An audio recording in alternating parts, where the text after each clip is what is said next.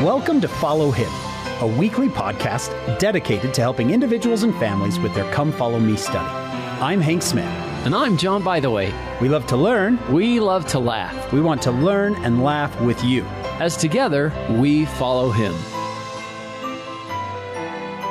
Hello, everyone. Welcome to another episode of Follow Him. I'm your host, Hank Smith. I'm here with my exceedingly glad co-host, John Bytheway. Oh, that sounds so Book of Mormon. I'm not just glad, I'm exceedingly glad.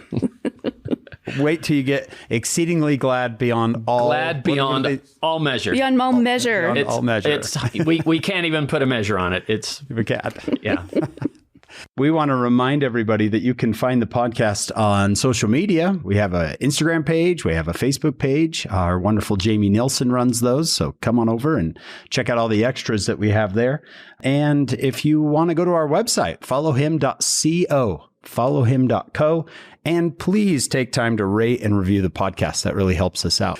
John, we've already had a bunch of fun before we hit the record button. So we better introduce our guests so we can get everybody caught up to speed. Tell us who's with us. Oh, absolutely. We're delighted to have Jennifer Reeder here. And I am excited to show you. This is where I'm getting her. Look at the word first and how it reflects there. If you're watching on video today. Wah, wah, wah. That tells you Deseret Book loves this book. Yeah. And to refer to Emma as the First Lady, I love this. The book is called First, The Life and Faith of Emma Smith. Okay, by Dr. Reeder. Okay. Yes, and I was joking with Dr. Reeder because I was listening in the car and missed my exit. I was so involved. So let me tell you about our guest today. Jennifer Reeder is a 19th century women's history specialist in the church history department. She has a PhD in American history from George Mason University. I love George Mason. I've quoted George Mason on this podcast. And an MA in History, Documentary Editing, and Archival Management from New York University, with a BA in Humanities and English Teaching from Brigham Young University. She is originally from Provo, Utah. She served a mission in Catania, Italy. She has co-edited 2 books, At the Pulpit, 185 Years of Discourses by Latter-day Saint Women. That was with Kate Holbrook. And The Witness of Women, First-Hand Experiences and Testimonies from the Restoration with Janice Johnson. And I feel like having been listening to this, I feel like I know you a little bit already from your writing. So thank you for joining us on Follow Him today. Well, thank you. It's a privilege. We are very excited to have Dr. Reeder with us. Since we have an expert here with us, John, let's jump into this week's lesson. We are looking at sections 125 through 128 of the Doctrine and Covenants. We're getting, obviously, we're getting closer to the end of our study this year, and that would mean the end of Joseph Smith's life. So, Dr. Reeder, take John and I and our listeners wherever you'd like to go to set us up for these sections. All right. So I'm going to start with the saints leaving northern Missouri and fleeing east to the Mississippi River to take refuge for the winter of 1838 and 39.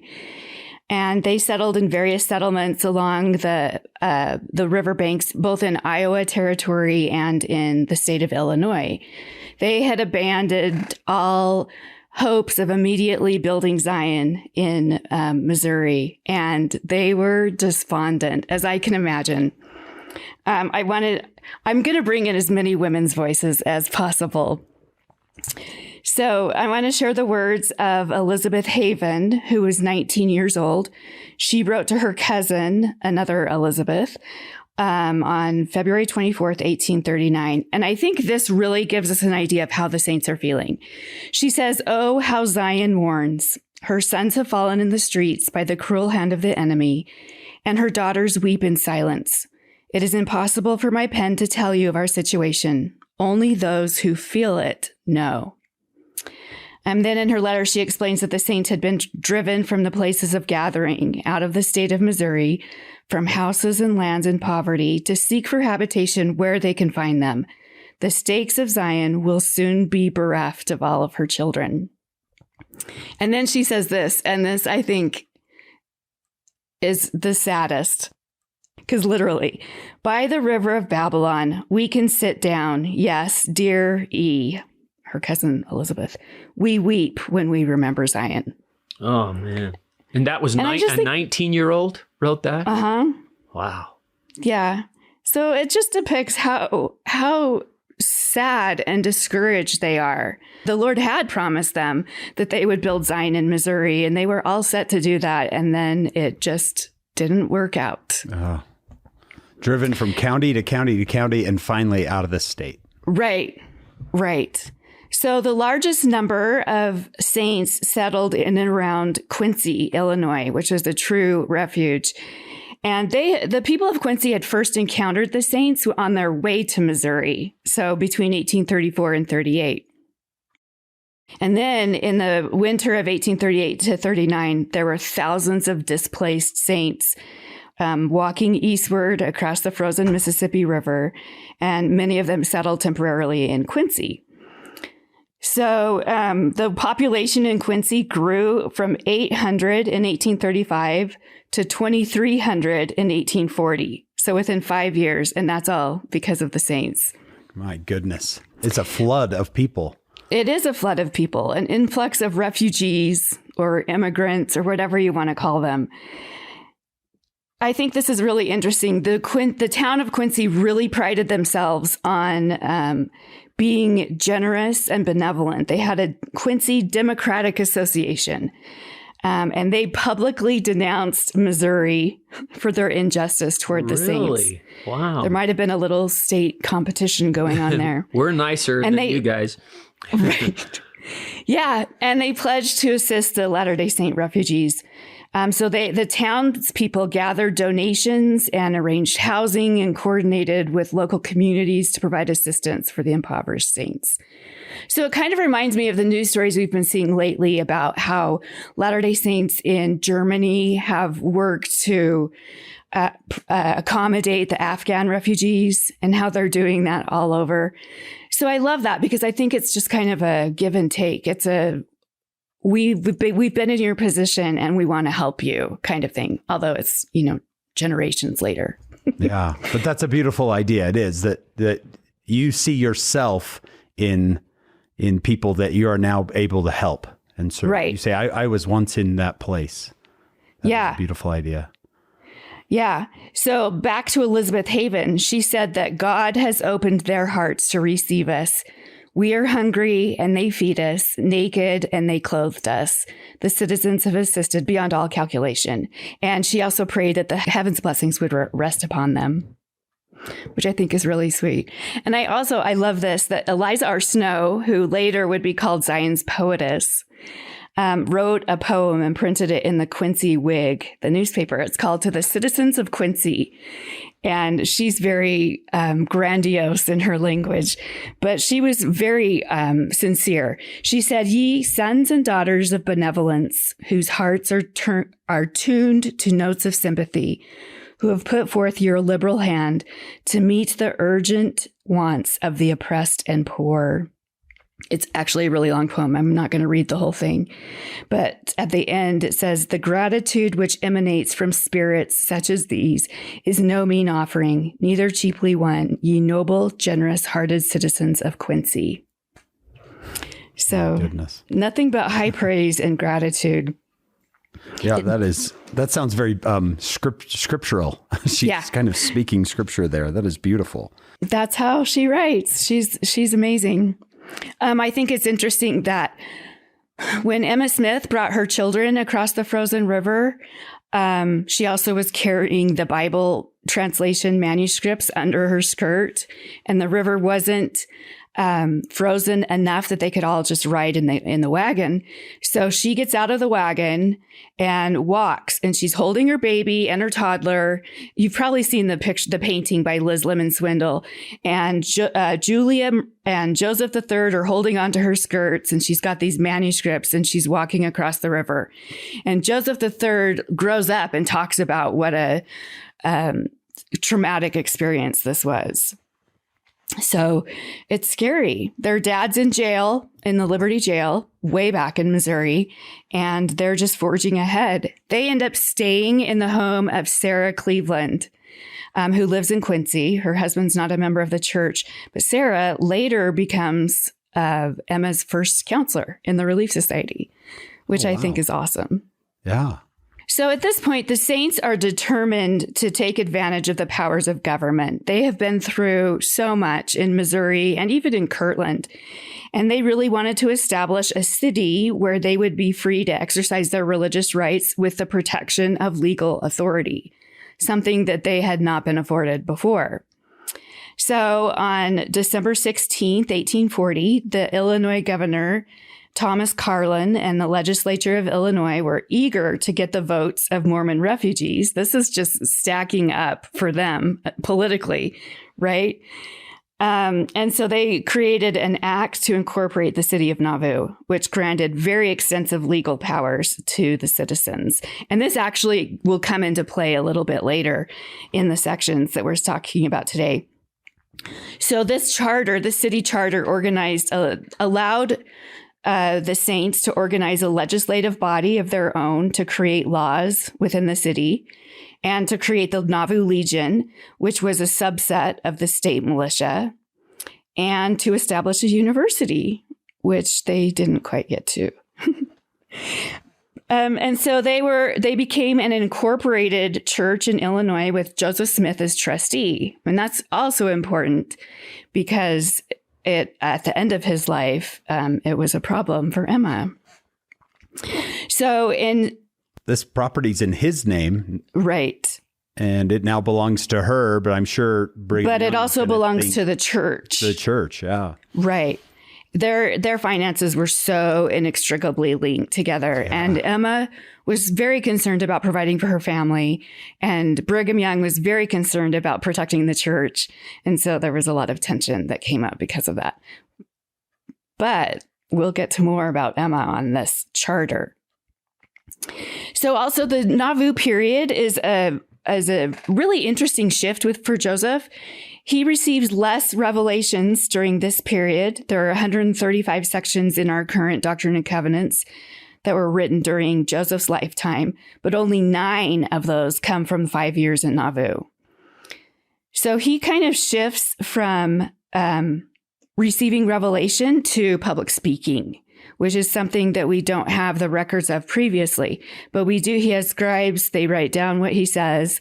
And so that's a little bit different in Nauvoo. And you'll notice in this section, 2 of these sections are actually letters that he writes to the people of Nauvoo. Okay. So that is an interesting shift for him because we've seen him writing, and now it's going to be sermons.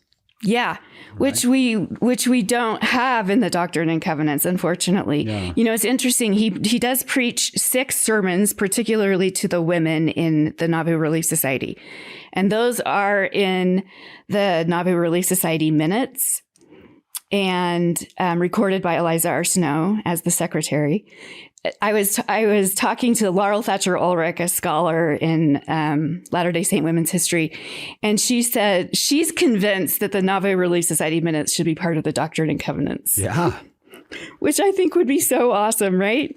Yeah, that'd be fantastic. Can you get access to those on your... Yes, you can. They're in your Gospel Library app.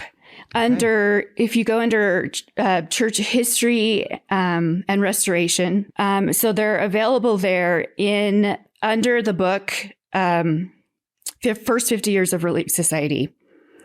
So they're in there, but they're also on the Joseph Smith Papers website. Okay, this is fantastic. I'm gonna go read these. I didn't know they were there, and here's six sermons from Joseph Smith we don't have. Yeah, right. They're not readily found right here in your Doctrine and Covenants. Yeah, they're good. They're good ones. Okay, let's talk a little bit about Section 125. So that was kind of a historical context. So beginning in 1839, as the Saints are leaving Missouri, many of them are settling on the Illinois side of the Mississippi River in and around Hancock County. But a smaller number is settling in scattered communities across the river in the Iowa Territory. So there's been a lot of questions about the settlement, and they're very eager that the people gather closely together, that they're consolidated for safety reasons. And we saw what happened in Haun's Mill in Missouri. That was a settlement that was very isolated from other settlements. And so they've learned their lesson. We need to gather closely together. So on May 24th, 1841, Joseph received revelation stating that all the approved stakes should be in Hancock County in Illinois and Lee County in Iowa. And all other stakes were discontinued. So they're reorganizing the boundaries. The river's just between them, right? Mm-hmm. Yes. Okay. So in August of 1841, a church conference was held in what Joseph named Zarahemla in this section. And there were 326 members of the Zarahemla branch and then 80 members of the Nashville branch. I have to say, when I read Nashville, I was like, what? Tennessee? Grand Ole Opry? What? But there were a total of 750 members in Iowa stake. And the stake was formally organized on October 5th, 1839. So Nashville is Iowa? Yeah. How many did you say were in the branch in Nashville? 326 in the Zarahemla branch. And how many in Nashville? 80 in Nashville. So there were a total of 750 members in the Iowa stake. And that's a real short section. So there's not a lot more I can tell you about that. Jenny, I love this section 126 because of the idea of taking care of your family. Sometimes I feel like the missionaries go off and leave their families in bad circumstances. And I think, wow, I'm glad we go now before we're married and stuff like this. But what can you tell us to lead into section 126? Wow. So Brigham Young, you're absolutely right. And this is kind of a pattern that will continue into Utah, where women are left to fend for themselves. So while this is given specifically to Brigham Young, I think it's also given to Mary Ann, his wife. Again, I told you I wanted to bring in as many women as we can. She's not listed there, but I love that this section recognizes the time that Brigham has spent away from home on several different missions. And the Lord has seen Brigham Young's labor and toil in his journeyings. So I, like John, love that he says to take a special care of your family from this time. And he calls it an offering. This was it acknowledges what a sacrifice it was. And it's a sacrifice for his wife, right? Yeah. Some of those stories, I think, leave your your sick wife and 47 children behind and go on a mission. Right. Think, wow. Well, I'm going to tell you a little bit about Mary Ann. Okay. So this is his second wife. His first wife, Miriam Works, died of consumption in 1832. And after that, because Brigham Young was going on missions, as he was instructed by the Lord, Vilate Kimball took in his two daughters when Heber C. Kimball and Brigham Young went on a mission. So let's shift to Mary Ann Angell. She is the daughter of this incredible woman, Phoebe Angell. I love Phoebe Angell. There's a talk by Phoebe Angell in At the Pulpit. So if you want to learn more about the Angell family, her dad wasn't a great guy. He was very abusive of the family. So no relation to Truman Angell or the... That's her brother. Oh, okay. Architect of Salt Lake Temple? Yeah. And Nauvoo. Yeah. So she was baptized in 1832 when the Spirit bore witness to her of the truth of the origin of the Book of Mormon. And she never doubted after that. So she went to Kirtland in the spring of 1833. She became acquainted with Brigham Young, and she felt drawn towards him when she heard him preach. And he was very impressed when he heard her testimony. So they got married in early 1834, and she took care of Brigham Young's children. She, like the typical frontier wife, she kept the house and labored faithfully for the interests of the Young family, which meant taking care of things while he was on missions. Kind of like Emma. I think a lot of these ladies were really, thank goodness they were really converted and committed to do all of this on their own. So he served missions about half of the time of their first 5 years of marriage. In fact, shortly after they got married, he was gone for 4 months with Zion's camp, and he got home just in time for the birth of their first baby in October. But she raised Brigham Young's daughters, Elizabeth and Vilate. They had that baby Joseph in 1834, and then they had twins, Mary Ann and Brigham. How cute is that? In 1836. She's raising 5 kids at this point, and her husband has been gone. All over the place. Yeah. He's gone all the time. Right. So he comes back to Kirtland after one of his many missions. And there had been a lot of dissension there with the Kirtland Safety Society and all the issues going on with the church. And so he had to go in hiding. So the mobbers terrorized Mary Ann and her children.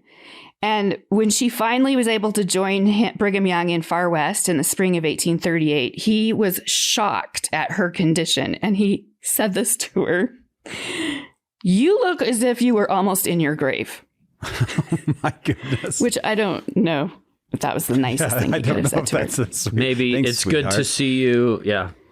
Right. I don't know. There's a couple other things he could have said. Wow. So they didn't last in Missouri for very long. In fact, it took them quite a while to leave Missouri and get to Illinois. It took them 3 months just because Brigham Young would go back and try to help other people that didn't have help. So they stayed in 11 different homes in those 3 months as they were traveling to Illinois. And let's just add this because, of course, she was pregnant. Of course. Oh, my word.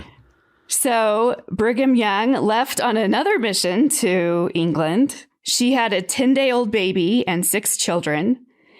And she was on the Iowa side, right? So 2 months later, she ran out of food. So she would take her baby and go across the river to get potatoes and flour and then go back to her family in Iowa. She did sewing and laundry for other people. She was able, someone gave her a little plot of land in Nauvoo. So she would cross the river, plant a garden, and come back. And then she'd, home. Finally, I am not kidding you, she built a log cabin in Nauvoo with blankets hanging over the windows and doors. Mary Ann Young. Oh, my Mary Ann. That's right. Give her credit. Let's say her name. Give her the credit she deserves. So when Brigham Young returned to Nauvoo in July of 1841, he had been gone for 22 months. And he built a red brick home that's still standing in Nauvoo, but it wasn't ready until May of 1843. So Joseph Smith comes to this very humble log cabin that Mary Ann Young built and gives this revelation to Brigham Young. I love how it starts, "Dear and well-beloved brother, Brigham Young." And it made me wonder, now, is that Joseph talking? And then it's, "Verily thus saith the Lord unto you, my servant Brigham." So he's got some good introductory titles there. Yeah, he does. He's earned them, I think. Yeah. And Mary Ann as well. Yeah, I was going to say, and Mary Ann, when I read verse 2, I have seen your labor and toil. I'm going, who's the one it's got to be both. Laboring and toiling? Right? I built a cabin while you were gone, Brigham. Oh, my goodness. With 6 kids. Yeah. She was very well known for her being benevolent and hospitable in the extreme conditions and administering generous advice and assistance to those in need. I'm really glad you talked about this because I think visitors to Nauvoo would see the Brigham Young home and say, wow, he was living pretty good here. That's a pretty nice house. A pretty nice house. But you look, you hear this backstory and you think, okay, that's, and you got to give it to Mary Ann Young, don't you? Absolutely. This mission, Jenny, that he leaves on, that you just talked about, was that the Hurrah for Israel story? Yes.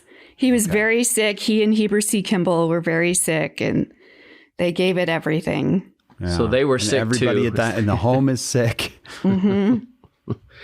Can you tell us, you mentioned before his first wife died of consumption. That's tuberculosis, is that right? It's tuberculosis. Mm-hmm. Okay. And then they deal with the problems of malaria in Nauvoo, of course. Rivers and mosquitoes and, Right. Swampy land. Yeah, swamps. That British mission that they go on, I mean, this is we don't have to Huge. dive into this, but isn't this a huge strength to the church over the next? Absolutely. In a lot of different ways. I mean, this provided leadership for the men that were serving missions, but then also the influx of immigrants from Britain became like a huge part of the church. I think that when they do that British pageant in Nauvoo, it kind of tells that story and of how important that particular mission to the British Isles was. And was it Charles Dickens, the statement about the pick and flower of England, the converts to the church were Right. Yeah. What was he trying to say of a high class nature or just not of no class? They were of the pick and flower. Well, and it's interesting because so many of them, too, were such poor people that had worked so hard in factories in the Industrial Revolution in England, mills and all of that. But they were hard workers and they were anxious not only to build Zion and be with the saints, but also for the American dream of being able to pull themselves up by their bootstraps and make something of their lives that they could never have had those opportunities in England. As I read this, I kind of chuckled that maybe Brigham and Mary Ann thought, oh, good, we can finally be done here for a relax. while. We've done our church service now. Brigham Young and Mary Ann Young are not going to rest or relax. No. Good Ever. point. They knew what was coming, right? Yeah. What was Right. coming for them. Right. So I've also heard that Mary Ann was an introvert. And interestingly enough, I know this is true. She never joined the Nauvoo Relief Society, which I don't know why. Wow. I've never been able to figure that out. As we are hitting, I'm looking at the dates here, and Jenny, you'll have to help me out because we have March of 41, July of 41, and our next section is September of 42. When is the Relief Society? What does it fall here? So this is the perfect time to talk about the Relief Society. So the Nauvoo Relief Society was officially organized on March 17th, 1842. So the idea for the Relief Society started with Margaret Cook, who was a seamstress who worked for Sarah Kimball, who was kind of a wealthy woman. And she had noticed, and there was so much effort going to building the temple, right? And she had noticed the men working on the temple who were in great need of shirts. Now, I have to say this. My friends on the Joseph Smith papers joke that if they were going to make a movie of the founding of the Nauvoo Relief Society, they would be happy to be the men working on the Nauvoo Temple without their shirts on. And I'm like, no. We don't want to see you without your shirts on. That's funny. Yeah, it would be. Maybe that's why the Relief Society is like, we've got to get those guys. Yeah, we got to do something about this. This is hideous.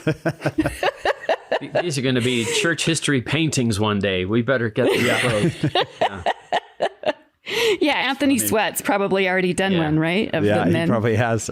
Arnold Freeberg wouldn't touch this. Yeah. Oh, but if he did, he might have Freeberg made them did, look yeah. real good. Boy, they had some They big would look dudes building so- that temple. Yeah. Yeah. So anyway, they decided to create a sewing society, and this is a really popular thing. There were many women's organizations around the country. They had started as early as the late 1700s. So women would see a need and would create organizations to take care of the poor or the infirm, the sick. Sewing societies, missionary societies. This was a very common thing in America.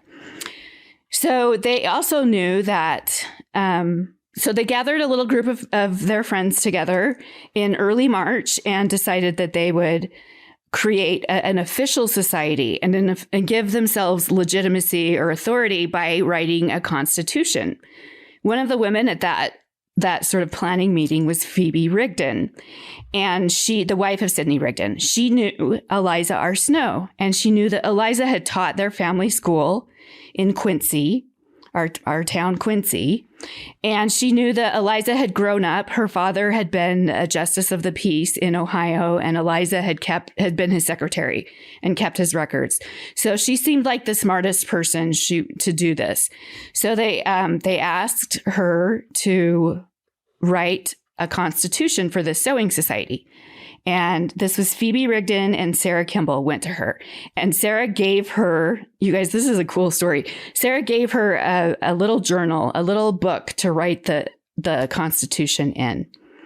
And later, when they start the Nauvoo Relief Society, Willard Richards gives them a really nice big ledger. And Eliza just keeps that journal, and she keeps her Nauvoo journal in there.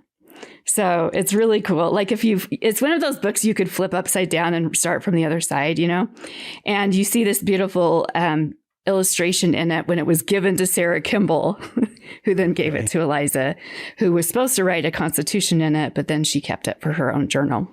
And it's her Nauvoo journal. It gives us great information. Anyway. Sarah Kimball's, her husband's not a member of the church. Correct. Sometimes we discount people who are not married to a member or right. single. And yet here's the beginnings of the largest the longest standing right. organization in the world. And it was started by this woman whose husband, great guy, is not a member of the church. You said Sarah Cleveland before? Yeah, Sarah Cleveland. Yeah. She became the first counselor, and her husband also was not a member. And then there's Eliza R. Snow, who was single. Right. So we should never discount someone because they're not in what we'd say what we think is an ideal, typical situation. Right. Yeah. I love to say that Moroni's best work was done as a single adult at the end of the Book of Mormon, the last 10 chapters. I have no kin, I have no family, I am alone. Oh, that's so sad, though. Come on. It reminds me of my high school days, but okay. I have no friends. I have nowhere to go. Well, John wrote the article about having I'm no the friends. one. Find it in the new era. I have no friends by me. By John, by the way. Sorry to interrupt. Okay. That's okay. So Eliza writes a constitution, and she takes it to Joseph Smith because she wants to get his approval. And he looks at it and he says, this is the best constitution I've ever seen, but I have something better for you. And I want you to gather all these women and bring them to the second floor of the red brick store. And so a week later, on March 17th, 1842, you get 22 women gathered there, and he organizes them after the order of heaven.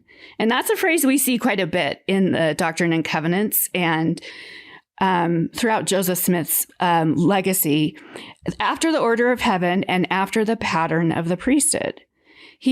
Sarah Kimball remembers that he later said that the church was never fully organized until the women were organized.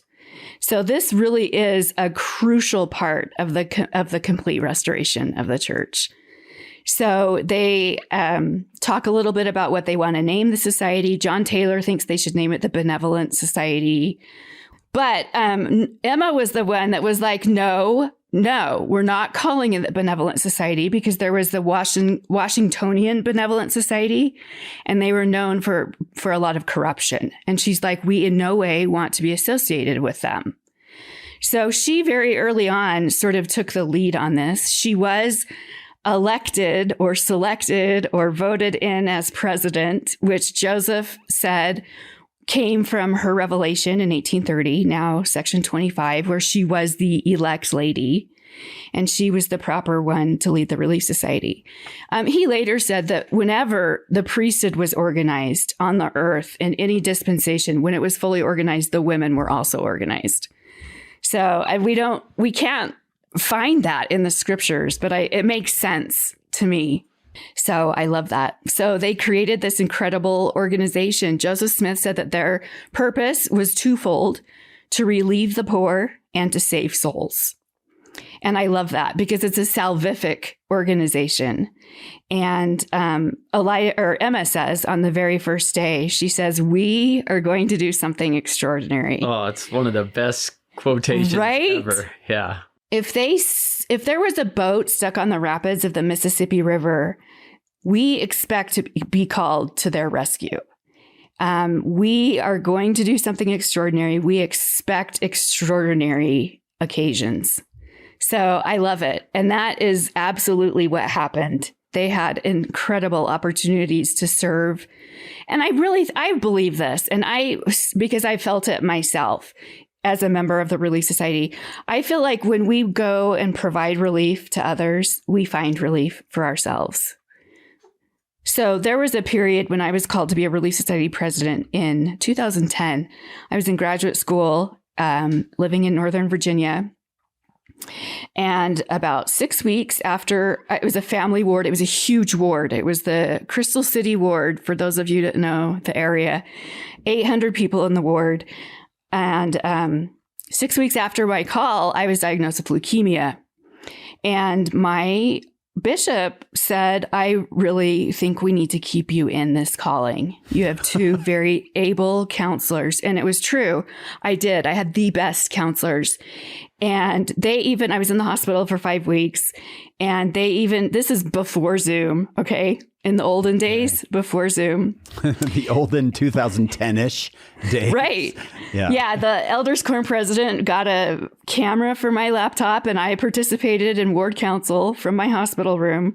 But I'll tell you what, that was probably one of the things that saved my soul in a most horrible time of my life.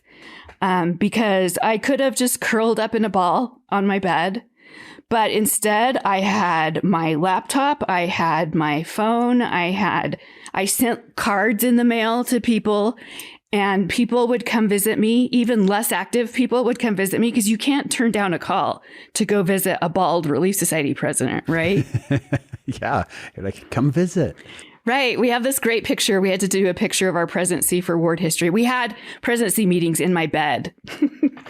So we have this picture, and all of my sweet presidency put on hats so that we could all you couldn't see our hair. Relief Society president while being treated for cancer, leukemia. Yeah.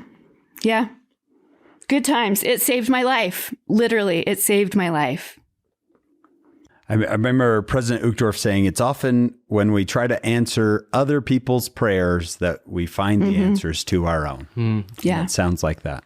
Oh, it reminds me of our friend, Meg Johnson, who's a quadriplegic after a fall, who said, the doctors fixed me, but service healed me.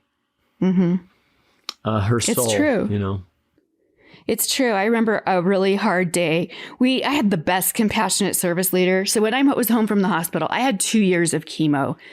My compassionate service leader would arrange rides for me to the hospital to get chemo or stupid spinal taps, which I hated.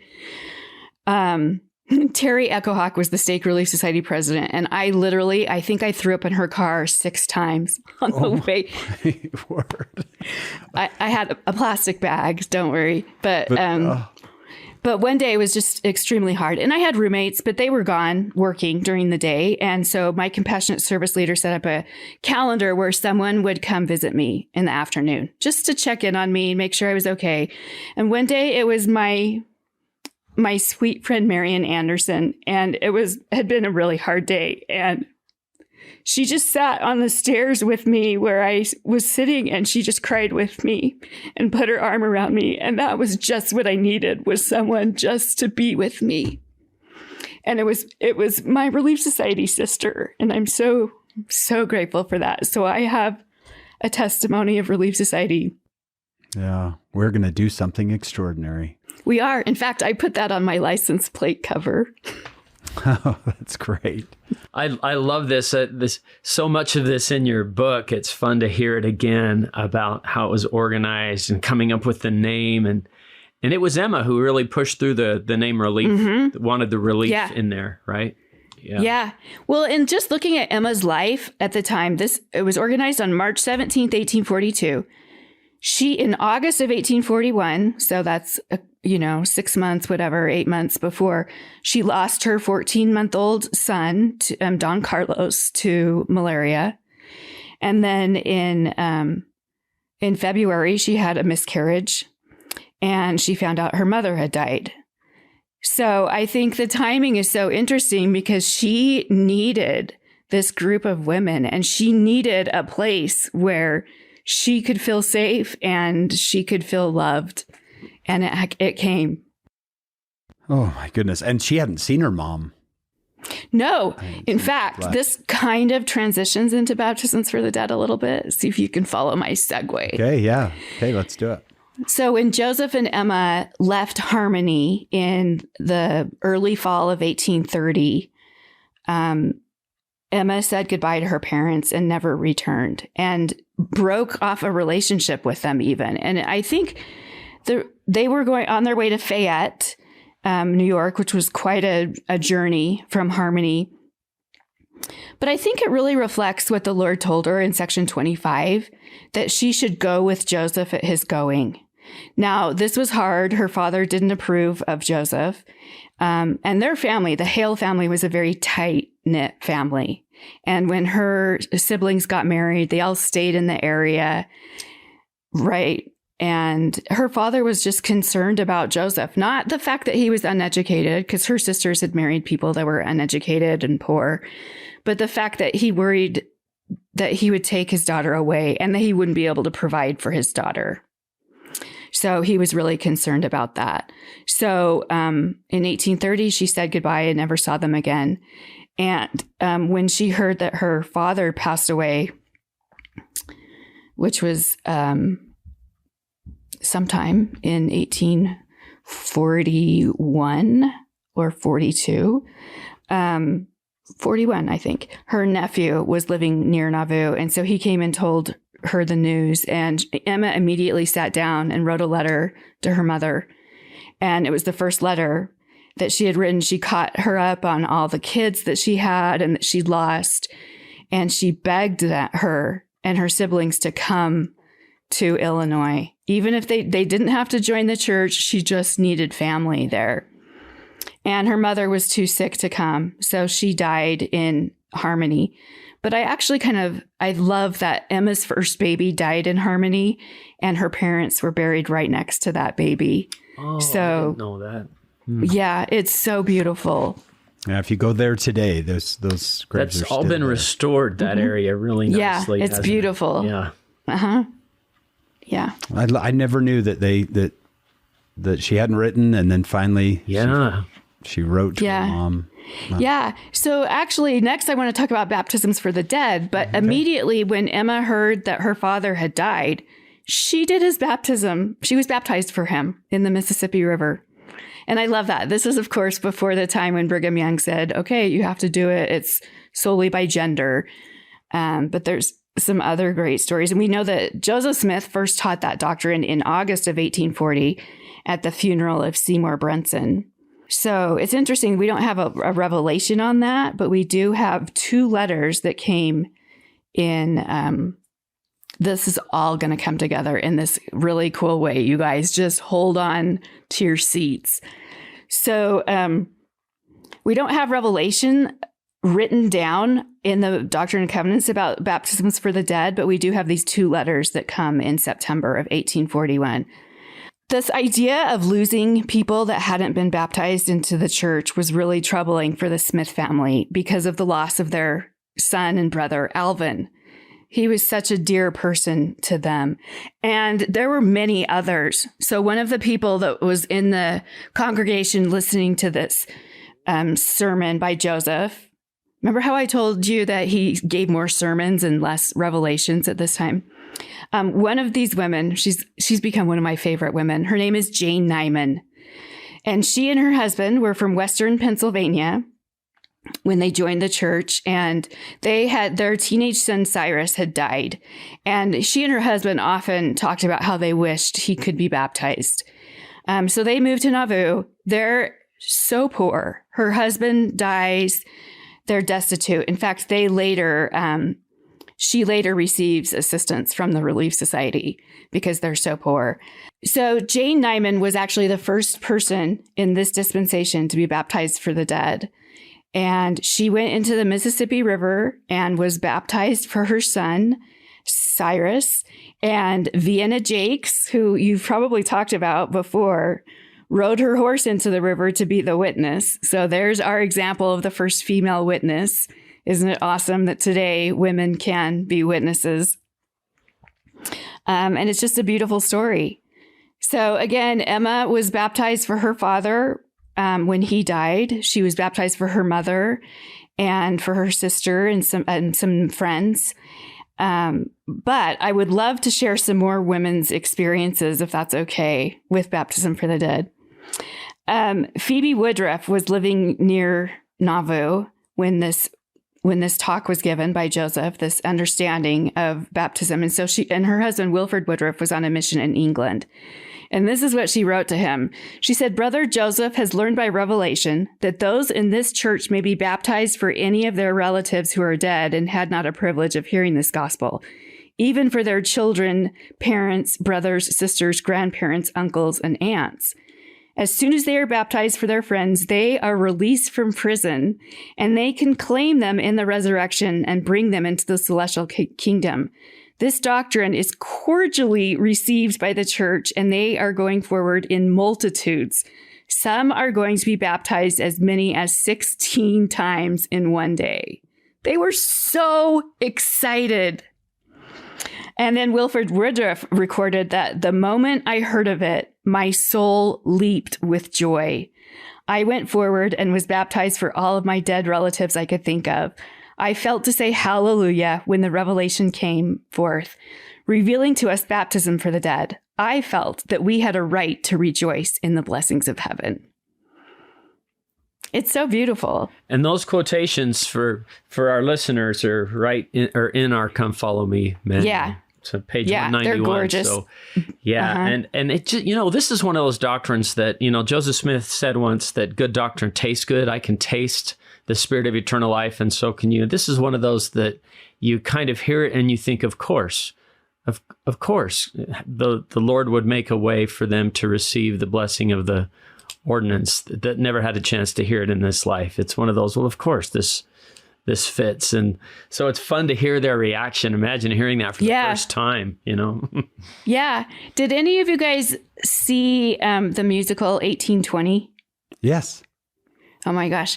My favorite song, I think, maybe either first or second favorite, was when after Joseph and Emma's first baby died, and after the burial, and Joseph came to Emma and said, "We have not lost our child will be saved." And they sing this incredible hallelujah praise song, and Souls Alive in Christ, I think is what it's called. So, and that song is available. So any of you who have not heard it or do not have the soundtrack downloaded to your phones, you can. You are going to want that because it is so joyous. I think it's the same kind of joy that we're seeing in these records here. Yeah.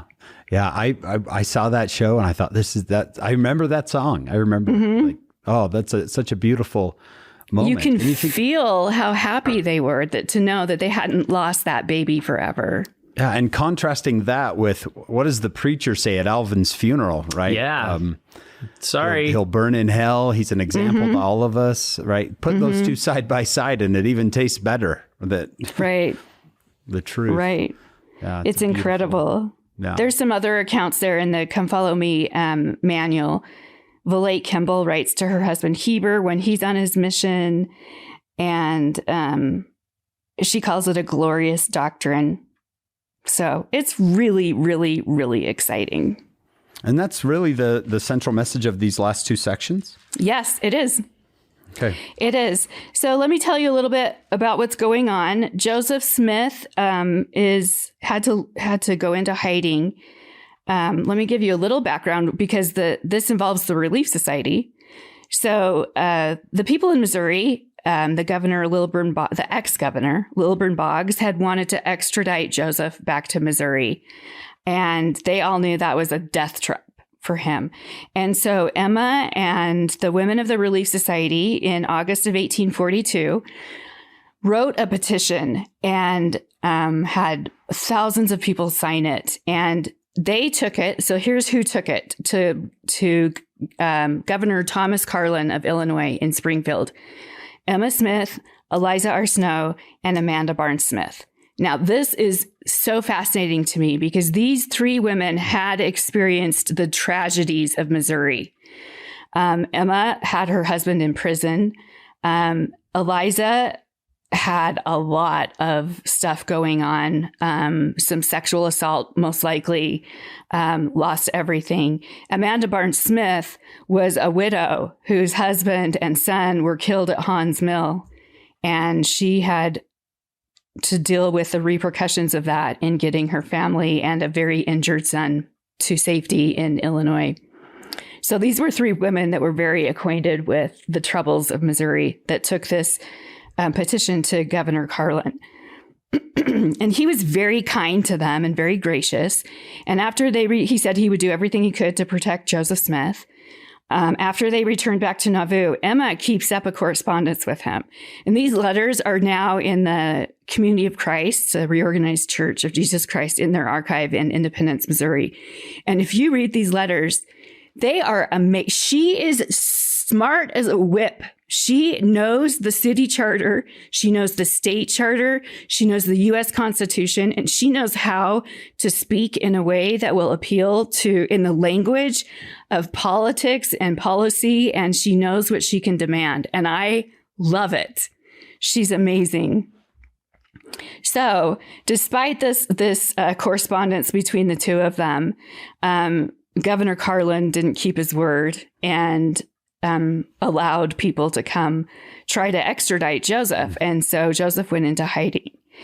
Our listeners may not realize that there were once politicians who didn't keep their word. I don't know. That doesn't happen today, but it may be shocking to everyone. It was the 1800s. It was a different time, It was guys. olden days. Before he went into hiding, Joseph met very briefly with the Relief Society on August 31st, 1842. And he said that he talked about baptisms for the dead, because this is still going on.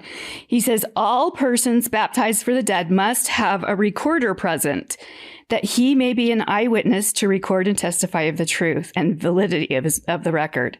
It will be necessary in the Grand Council, that's in air quotes, that these things be testified.